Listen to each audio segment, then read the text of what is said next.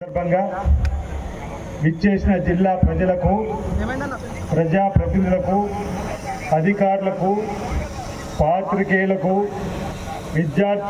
విద్యార్థులకు, యువతీ యువకులకు నా హృదయపూర్వక స్వాతంత్ర దినోత్సవ శుభాకాంక్షలు. సుదీర్ఘ పోరాటాలు, ఎందరో మహానుభావుల ప్రాణ త్యాగంతో బ్రిటిష్ సామ్రాజ్య పాలన అంతమై భారతదేశానికి స్వాతంత్రం వచ్చింది. పౌరులందరికీ స్వేచ్ఛ, స్వాతంత్రం సిద్ధించాయి. ఈ క్రమంలో రాష్ట్రంలో ప్రజాపాలన 2023 డిసెంబర్ 7వ తేదీ నుంచి కొనసాగుతూ ఉంది.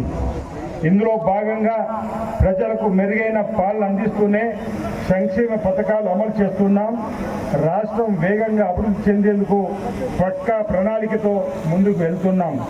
ప్రజా ప్రభుత్వం ద్వారా రాజన్న సిరిసిల్ల జిల్లాలో అమలు చేస్తున్న సంక్షేమ అభివృద్ధి కార్యక్రమాలను క్లుప్తంగా మేము ముందుస్తున్నాను.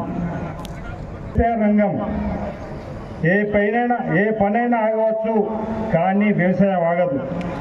Everything can wait but not agriculture అని మన దేశ తొలి ప్రధాని పండిత్ జవహర్లాల్ నెహ్రూ గారి మాటలను మన ప్రభుత్వం బలంగా విశ్వసిస్తుంది. రైతు సంక్షేమమే ప్రథమ లక్ష్యంగా మన ప్రభుత్వం పనిచేస్తుంది.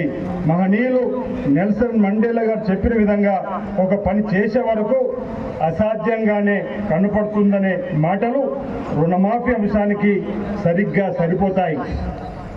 గత ప్రభుత్వాలు అసాధ్యమని చెప్పిన రుణమాఫీ అంశాన్ని ప్రస్తుతం ప్రభుత్వం శ్రీ రేవంత్ రెడ్డి గారి ముఖ్యమంత్రి ఆధ్వర్యంలో సుసాధ్యం చేసింది.